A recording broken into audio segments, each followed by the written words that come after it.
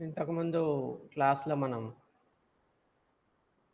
హిందీ వ్యాకరణంలో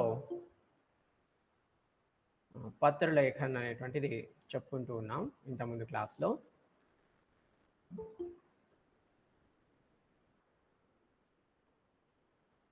పత్రలేఖన్ అంటే letter writing గురించి online క్లాస్‌లో చెప్పుకుంటూ ఉన్నాం.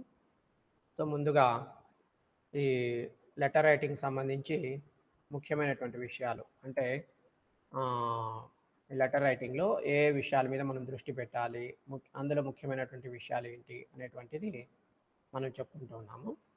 సో, ఇప్పుడు ఈ క్లాస్‌లో లెటర్‌లోని ముఖ్యమైనటువంటి భాగాలేంటి, ఓకే, వాటికి మనము ఏ విధంగా వాటిని దృష్టిలో పెట్టుకొని పరీక్షల్లో లెటర్ అడిగినప్పుడు రాయాలి, ఇట్లాంటి విషయాల గురించి మనం ఇప్పుడు క్లాస్‌లో చూద్దాం. ఓకే. సరే. ముందుగా మనం ఏం చేద్దామంటే ఒకసారి స్క్రీన్ షేరింగ్ చూడండి.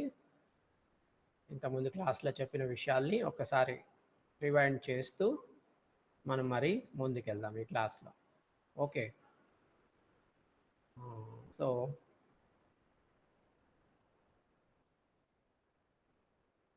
ముందు క్లాస్‌లో ఏం చెప్పాను అనే విషయాలు మీకు గుర్తుకుంటాయి. ఒకవేళ గుర్తుకు లేకుంటే మరొకసారి అవి గుర్తుకు చేస్తూ మనం ఈ క్లాస్‌లో ముందుకెళ్దాం.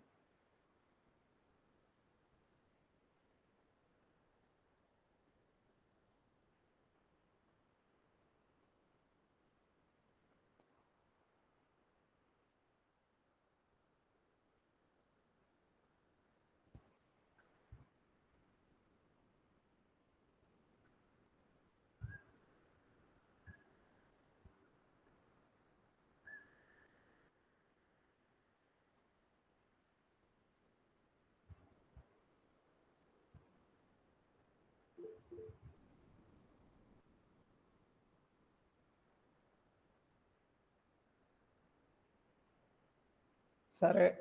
ఇంతకుముందు క్లాస్‌లో మనము इसके पहले जो कक्षा हुआ था उसमें हम पत्र लेखन के बारे में चर्चा कर रहे थे। सो पत्र लिखते समय किन किन विषयों के ऊपर ध्यान देना चाहिए, इस विषय की चर्चा कर रहे थे। जैसा कि पत्र की भाषा बहुत सरल होनी चाहिए, स्पष्ट होनी चाहिए और पत्र को अनावश्यक विस्तार से बचना चाहिए और ऐसे ही अ, आयु के अनुकूल शब्दावली का प्रयोग करना चाहिए और संबंध के अनुकूल शब्दावली का प्रयोग करना चाहिए। विचारों की क्रमबद्धता का ध्यान रखना चाहिए और पत्र का उद्देश्य और विषय वस्तु स्पष्ट होनी चाहिए और पत्र में जिन जिन अंगों का प्रयोग करना चाहिए उन सभी अंगों का प्रयोग करना चाहिए। तो ये है पत्र लिखते समय ध्यान देने वाले ముఖ్య బాతే. ఓకే. ఉత్తరం రాసేటప్పుడు మనం దృష్టిలో పెట్టుకోవాల్సినటువంటి ముఖ్యాంశాల గురించి ఇంతకుముందు క్లాస్‌లో మనం చెప్పుకుంటూ ఉన్నాము. సో, ఏమిటి అంటే ఉత్తరం రాసేటప్పుడు అందులోని భాష చాలా సరళంగా, స్పష్టంగా ఉండాలి. తర్వాత ఉత్తరాన్ని అనవసరంగా పొడుగ్గా రాయటము, ఎక్కువ విషయాన్ని ఉత్తరంలో రాసేటువంటి ప్రయత్నం చేయకూడదు. తర్వాత మనం ఎవరికైతే ఉత్తరం రాస్తున్నామో వారి వయస్సుని దృష్టిలో పెట్టుకొని దానికి అనుగుణమైనటువంటి పదాల్ని మనం ఉపయోగించాలి ఉత్తరం యొక్క భాషలో. తర్వాత ఎవరికైతే ఉత్తరం రాస్తున్నామో వారికి మనకు ఎటువంటి సంబంధ బాంధవ్యాలు ఉన్నాయో వాటిని దృష్టిలో పెట్టుకొని తదనుగుణమైనటువంటి పదాలని మనం ఉత్తరం రాసేటువంటి భాషలో ఉపయోగించాలి. తర్వాత ఉత్తరంలో మన ఆలోచనలు ఏవైతే ఉంటాయో అవి ఒక క్రమబద్ధంగా ఉండేలాగా, ఒక క్రమ పద్ధతిలో ఉండేలాగా వాటి మీద దృష్టి పెట్టాల్సి ఉంటుంది. తర్వాత ఉత్తరం ఏ ఉద్దేశంతో రాస్తున్నాము, ఉత్తరం యొక్క విషయం ఏంటి, వస్తువు ఏంటి, దేని గురించి రాయాలి అనేటువంటి విషయంలో మనకు ఒక స్పష్టత అనేటువంటిది చాలా అవసరము. ఇంకా అలాగే ఉత్తరంలో ఏ ఏ భాగాలు ఖచ్చితంగా ఉండాలి అనేటువంటి విషయం మనం తెలుసుకొని ఉత్తరంలో ఆ భాగాలన్నీ కూడా వచ్చేలాగా వాటిని ఉపయోగించేలాగా మనము దృష్టి పెట్టాలన్నమాట. సో ఈ విషయాల గురించి ఇంతకుముందు క్లాస్లో మనము చర్చించాం. तो ई क्लास లో మనము మరికొన్ని విషయాలు చర్చిద్దాం. और कुछ विषय पत्र लेखन से संबंधित है, उसके बारे में इस कक्षा में हम जानकारी प्राप्त करने का कोशिश करेंगे. ठीक है.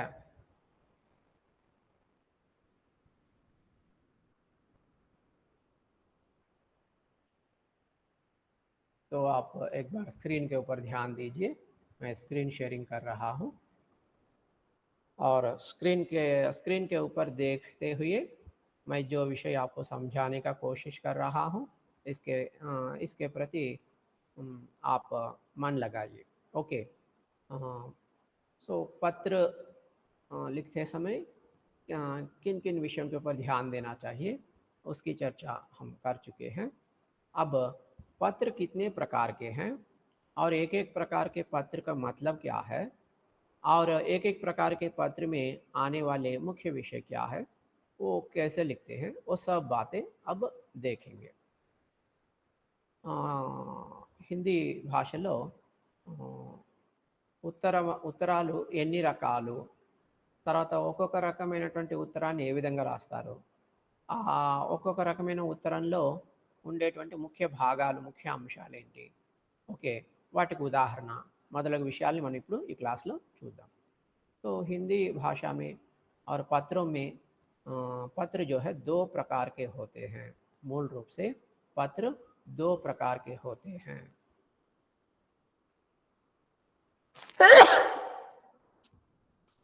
एक अनौपचारिक पत्र, दूसरा है औपचारिक पत्र. पत्र दो प्रकार के होते हैं. पहला प्रकार है अनौपचारिक पत्र और दूसरा प्रकार है औपचारिक पत्र. आप यहाँ पे कर्सर के ऊपर ध्यान दीजिए. तो पहला प्रकार है अनौपचारिक पत्र और दूसरा प्रकार है औपचारिक पत्र. अनौपचारिक, औपचारिक आप लोग जानते ही होंगे. ओके. सो क्या है अब हम देखेंगे. पहला प्रकार क्या है, अनौपचारिक पत्र. సో ఉత్తరాలు రెండు రకాలు. ఒకటి అనౌపచారిక పత్ర, రెండవది ఔపచారిక పత్ర. సో అనౌపచారిక పత్ర అంటే ఏంటి, ఔపచారిక పత్ర అంటే ఏంటి? సో జనరల్గా అఫీషియల్ లెటర్స్, అన్అఫీషియల్ లెటర్స్ లేదా formal letters, non formal letters, ఇటువంటి పదాలు ఫార్మల్, ఇన్ఫార్మల్ లేదా నాన్ ఫార్మల్ అని, అఫీషియల్, అన్అఫీషియల్ అని ఇటువంటి పదాలు వినుంటారు. సో ఇక్కడ కూడా ఈ ఔపచారిక కన్నా అనౌపచారిక కన్నా అటువంటి అర్థమే వస్తుందన్నమాట. సో ముందుగా అనౌపచారిక పత్ర అంటే ఏంటో చూద్దాం. अनौपचारिक पत्र का मतलब क्या है? ये पत्र अपने निकट संबंधियों अथवा मित्रों को लिखे जाते हैं. इनमें निजी बातों का वर्णन किया जाता है. तो देखिए अनौपचारिक पत्र का मतलब क्या है. ये अनौपचारिक पत्र किसको लिखा जाता है, पहले इस सवाल का जवाब देखेंगे. अनौपचारिक पत्र जो है निकट संबंधियों को अथवा मित्रों को लिखे जाते हैं. निकट संबंधियों, क्लोज रिलेटिव्स जो रहते हैं उनको जो पत्र लिखते हैं वह अनौपचारिक पत्र है. और ऐसे ही अपने निकट मित्रों को, क्लोज फ्रेंड्स, क्लोज रिलेटिव्स के साथ क्लोज फ्रेंड्स, निकट दोस्तों या मित्रों जो रहते हैं उनको पत्र लिखे जाते हैं, वो भी अनौपचारिक पत्र है. ठीक है. और इस तरह के अनौपचारिक पत्रों में किसका वर्णन किया जाता है, निजी बातों का वर्णन किया जाता है. अनौपचारिक पत्रों में निजी बात मतलब अपने पर्सनल जो मैटर रहते हैं, जो विषय रहते हैं, तो उन पर्सनल बातों का वर्णन जो है अनौपचारिक पत्रों में किया जाता है. ओके. సో देखिए अनौपचारिक पत्र అంటే ఏంటి అంటే మనకు బాగా సన్నిహితంగా ఉండేటువంటి బంధువులు, తర్వాత మిత్రులు ఎవరైతే ఉంటారో వారికి రాసేటువంటి ఉత్తరాల్ని అనౌపచారిక పత్ర అని చెప్పి చెప్పుకోవచ్చు. మరి ఇటువంటి పత్రలో, ఇటువంటి ఉత్తరాల్లో విషయం ఏముంటుంది అంటే నిజీ బాతోं का వర్ణన్, మన పర్సనల్ విషయాలు, మన వ్యక్తిగతమైనటువంటి విషయాల గురించి ఇటువంటి ఉత్తరాల్లో రాయటము, వర్ణించి చెప్పడము అనేటువంటిది జరుగుతుందన్నమాట. ओके, अब दूसरे प्रकार का पत्र को देखिए, औपचारिक पत्र। दूसरे प्रकार का पत्र है औपचारिक पत्र। औपचारिक पत्र का मतलब क्या है? ये पत्र उन्हें लिखे जाते हैं जिनसे हमारा निजी संबंध नहीं होता। इनके कई रूप हो सकते हैं। तो देखिए, औपचारिक पत्र का मतलब क्या है? जिनसे हमारा निजी संबंध नहीं होता। ఎవరితోనైతే मतलब जिन लोगों से हमको कोई संबंध नहीं होता, निजी संबंध नहीं होता, जिन लोगों से हमको कोई संबंध नहीं होता है, पर्सनल रिलेशन जिनसे नहीं होता है, उनको जो पत्र लिखे जाते हैं वे पत्र जो है औपचारिक पत्र होता है। जिन लोगों से हमें कोई ताल्लुक नहीं होता है, निजी संबंध नहीं होता है, ऐसे लोगों को जो पत्र लिखे जाते हैं वो पत्र जो है औपचारिक पत्र होते हैं। और ये औपचारिक पत्र जो है इस औपचारिक पत्र जो है ये कई रूपों में दिखाई देते हैं। औपचारिक पत्र के कई रूप हैं, कई रूप हैं। ठीक है, जैसा कि प्रार्थना पत्र, कार्यालयी पत्र, व्यावसायिक पत्र, इस तरह के तरह तरह के रूपों में औपचारिक पत्र जो है हम देख सकते हैं। ఔపచారిక పత్ర అంటే ఏమిటి అంటే ఏ ఉత్తరాలైతే మనకు ఎటువంటి వ్యక్తిగత సంబంధం లేని వాళ్ళకు రాస్తామో వాటిని మనము ఔపచారిక పత్ర అని చెప్పి అంటారు. సో ఇటువంటి పత్ర ఎవరికి రాస్తాము అంటే మనము మనకు కొద్ది మందితో సన్నిహిత సంబంధాలు ఉంటాయి, వాళ్ళని బంధువులు అని, ఇంకొద్ది మందిని మిత్రులు అని చెప్పి అంటాం. సన్నిహిత మిత్రులు, సన్నిహిత బంధువులకి రాస్తే అది అనౌపచారిక పత్రం.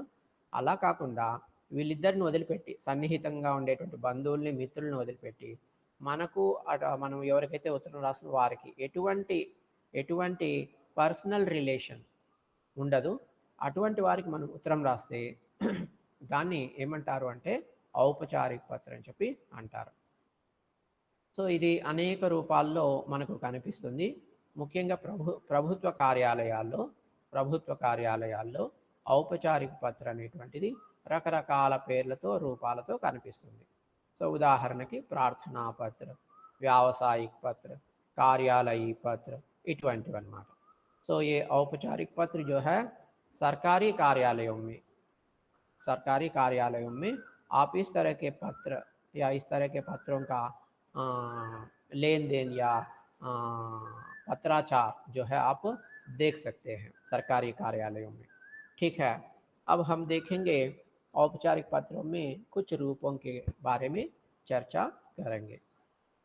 पहला रूप, औपचारिक पत्र का पहला रूप है प्रार्थना पत्र। प्रार्थना पत्र, तो प्रार्थना पत्र का मतलब क्या है? प्रधानाचार्य को अथवा आवेदन के लिए लिखे जाने वाले पत्र।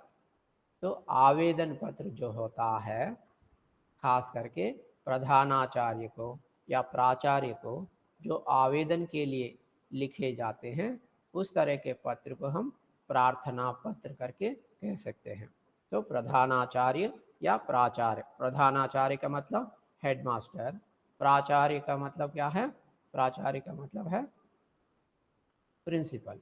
ठीक है, प्रधानाचार्य का मतलब भी प्रिंसिपल है। प्रधानाध्यापक है तो वो क्या होता है? हेडमास्टर होता है। ठीक है, तो प्रधानाचार्य को अगर हम आवेदन के लिए लिखते हैं कोई पत्र, आवेदन के लिए कोई पत्र लिखते हैं तो वो पत्र होता है प्रार्थना पत्र। ప్రార్థనా పత్ర అంటే అర్థం ఏమిటి అంటే, మనము చదువుకునేటువంటి విద్యాలయంలో ప్రిన్సిపల్ గారికి, ప్రధానాచార్యులకు, హెడ్ మాస్టర్ లేదా ప్రిన్సిపల్ గారికి మనము ఒక అప్లికేషన్ లాగా ఆవేదన, ఓకే, ఒక అప్లికేషన్ లాగా ఒక ఉత్తరం రాస్తే, అందులో కొన్ని విషయాలు రిక్వెస్ట్ చేస్తూ విన్నవించుకుంటూ ఒక ఉత్తరం రాస్తే దాన్ని మనము ప్రార్థనా పత్రం అని చెప్పి చెప్పుకోవచ్చు. ఓకే, ప్రధానాచార్యులకి ఉత్తరం రాయటం రిక్వెస్ట్ చేసుకుంటూ. సో అటువంటి దాన్ని మనం ఏం చెప్తాము, ప్రధానాచార్యులకు ఉత్తరం రిక్వెస్ట్ చేసుకుంటూ రాస్తే దాన్ని మనము ఆ, प्रार्थना पत्र చెప్పి చెప్తామన్నమాట. दूसरे रूप है, औपचारिक पत्र के दूसरे रूप क्या है, अ, व्यावसायिक पत्र. व्यावसायिक पत्र क्या है? व्यावसायिक पत्र किन लोगों के बीच में इस तरह के पत्र लिखे जाते हैं, ऐसा अगर हम सवाल उठाकर देखते हैं तो हमको यह स्पष्ट होता है कि व्यावसायिक पत्र जो है, व्यावसायिक पत्र व्यापारियों, कंपनियों, दुकानदारों, प्रकाशकों आदि को लिखे जाने वाले पत्र होते हैं. व्यावसायिक पत्र किनको किनको लिखे जाते हैं? व्यापारियों को, जो व्यापार करते हैं उन व्यापारियों को, कंपनियों को, तरह तरह के कंपनियों को, दुकानदारों को, ठीक है, प्रकाशकों को जो पत्र लिखे जाते हैं वो पत्र जो है व्यावसायिक पत्र कहलाए जाते हैं. సో వ్యావసాయిక పత్ర అంటే బిజినెస్ లెటర్స్ అనుకోండి, ఇంతకుముందు ప్రార్థనా పత్ర అంటే రిక్వెస్ట్ లెటర్స్. ఓకే, సో ఇక్కడ బిజినెస్ లెటర్స్ ఏంటి అంటే, ఆ, వ్యాపారం చేస్తూ ఉంటాము. ఓకే, ఒక వ్యాపారస్తుడికి మనం ఉత్తరం రాస్తాము. ఒక వ్యాపారస్తుడికి కానీ, ఒక కంపెనీ కానీ, ఒక దుకాణదారుడికి అంటే అంగడి పెట్టుకున్నటువంటి వారికి కానీ, కిరాణా షాప్ పెట్టుకున్నటువంటి వారికి కానీ, లేదా ప్రకాశక్ అంటే పబ్లిషర్స్, బుక్స్ ఇటువంటి పబ్లిష్ చేస్తుంటారే వారికి కానీ, ఓకే, మొదలగు వ్యాపారస్తులకి రాసేటువంటి ఉత్తరాల్ని మనము బిజినెస్ లెటర్స్ అని చెప్పి చెప్పుకోవచ్చు. సో వ్యాపారం చేసేవారికి, కంపెనీలకు, కిరాణా షాప్ వాళ్ళకి, ప్రకాశక్ అంటే పబ్లిషర్స్ ప్రింటింగ్ చేసేవారు మొదలగు వారికి రాసే ఉత్తరాల్ని మనము బిజినెస్ లెటర్స్ అని చెప్పుకోవచ్చు. ओके, इसके बाद देखिए क्या है, कार्यालयी पत्र. तीसरे रूप, औपचारिक पत्र के तीसरे रूप है कार्यालयी पत्र. तो कार्यालयी पत्र का मतलब क्या है? ए पत्र, ये कार्यालयी पत्र जो है एक कार्यालय से दूसरे कार्यालय को या किसी व्यक्ति द्वारा सरकारी संस्था विभाग को या सरकारी अधिकार द्वारा व्यक्ति विशेष को लिखे जाते हैं. तो कार्यालयी पत्र किन किन बीच में कार्यालयी पत्रों का पत्राचार होता है, ऐसा अगर हम सवाल उठाकर देखते हैं तो हमको यह स्पष्ट होता है कि कार्यालयी पत्र जो है एक ऐसा पत्र है जो एक कार्यालय से दूसरे कार्यालय को लिखा जाता है. वही एक कार्यालय जो है केंद्र कार्यालय भी हो सकता है या राज्य सरकार के कार्यालय भी हो सकता है. ठीक है, तो एक कार्यालय से दूसरे कार्यालय को लिखे जाने वाले पत्र कार्यालयी पत्र है. और ऐसे ही कोई एक व्यक्ति सरकारी संस्था को या विभाग को कुछ लिखता है, कोई पत्र लिखता है, तो वह भी कार्यालयी पत्र है. एक व्यक्ति सरकारी संस्था या विभाग को कोई पत्र लिखता है तो वह भी कार्यालयी पत्र कहलाई जाती है. और ऐसे ही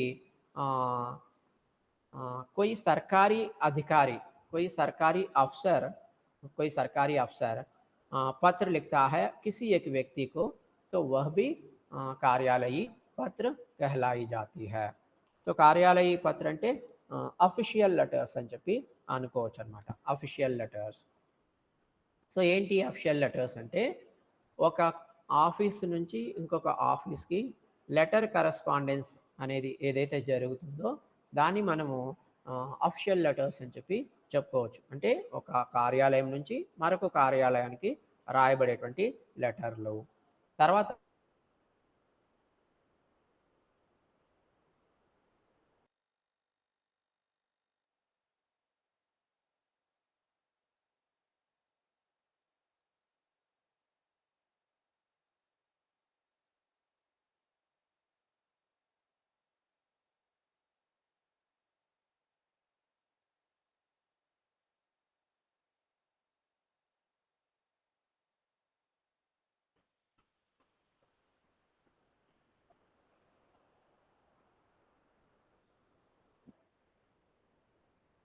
ठीक है, अब हम देखेंगे एक एक तरह के पत्र के प्रारूप को देखेंगे.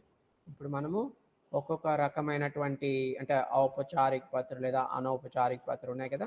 సో మరి ఆ లెటర్ యొక్క ఫార్మాట్ ఎట్లా ఉంటుంది, ఒక ఔపచారిక పత్ర యొక్క నమూనా లేదా స్ట్రక్చర్.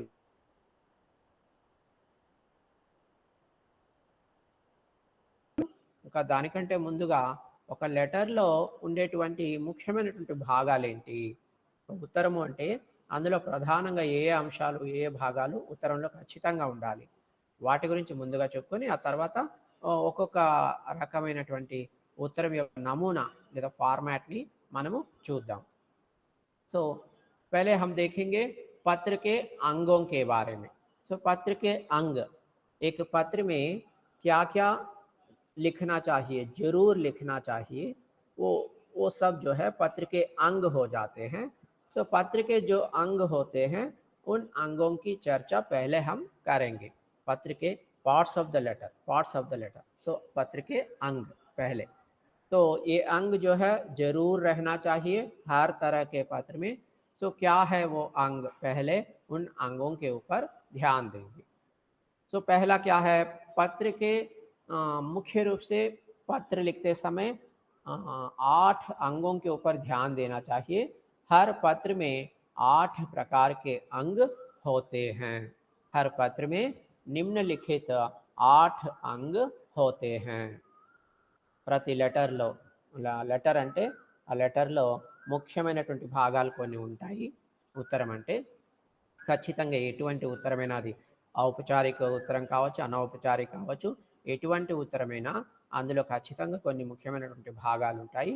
సో అవి ఏవి అనేటువంటిది ఫస్ట్ మనం చర్చిస్తున్నాము.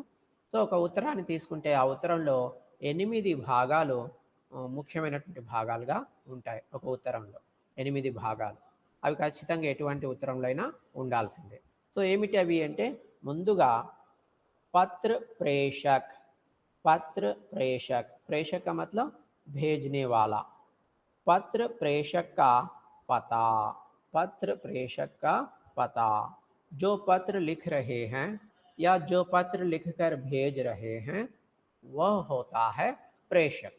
प्रेषक तो अंग्रेजी में कहना है तो फ्रॉम, मतलब जिनसे, जिनसे पत्र लिखा जाता है, जिनसे पत्र आता है, ठीक है, वो होता है फ्रॉम, प्रेषक.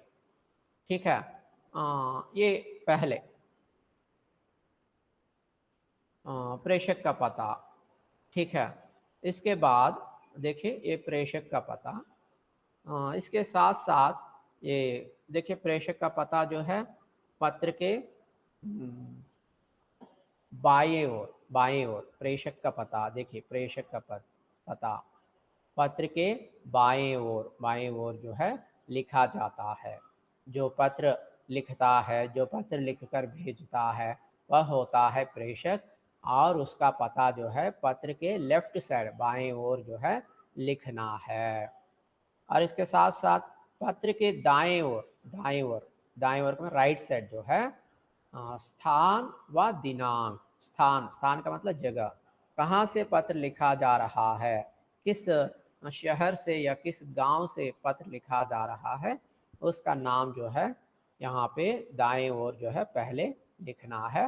और उसके बाद जो है दिनांक. दिनांक का मतलब तारीख. तारीख जो है उस गांव के नाम के नीचे तारीख लिखना है. ठीक है, ये होता है పత్ర के पहला अंग.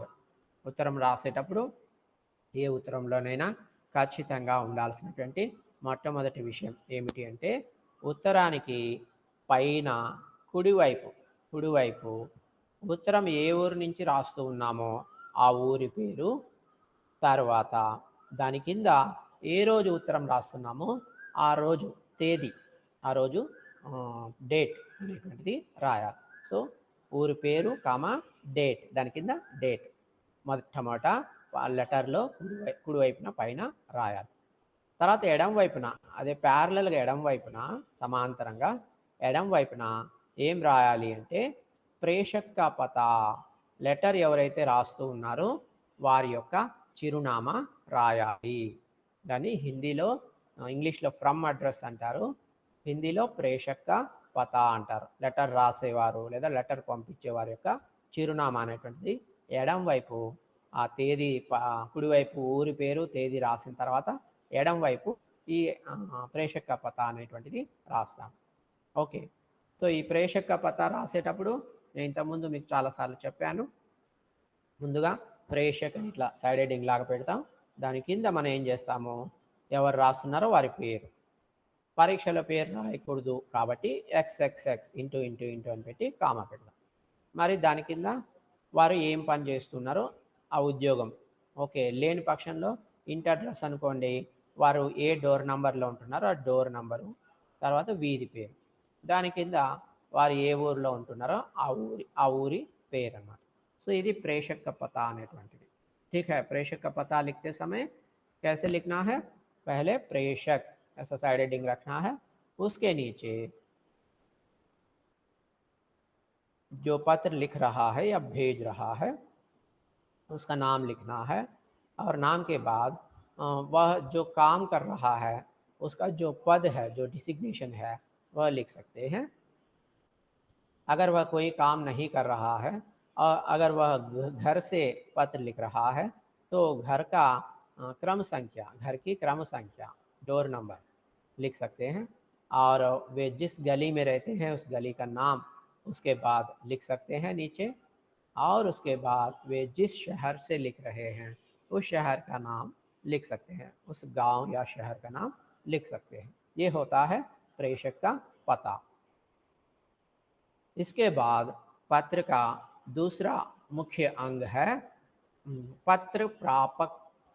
पत्र प्रापक, प्रापक का मतलब है पाने वाला। तो पत्र को जो पाता है वह होता है प्रापक। सो पत्र प्रापक का पदनाम व पता। सो इसको देखिए, प्रापक का पता, प्रेषक का पता अभी अभी हम देख चुके हैं। अब क्या लिखना है, प्रापक का पता। प्रापक, यह शब्द जो है आपको अजीब सा लगेगा। आप जिस शब्द से परिचित हैं, वाकिफ हैं, ठीक है, तो वो शब्द यह है सेवा में। सेवा में अंग्रेजी में कहना है तो टू, और टू एड्रेस, ठीक है। तो प्रापक का पता का मतलब वो है जिसको हम पत्र लिखते हैं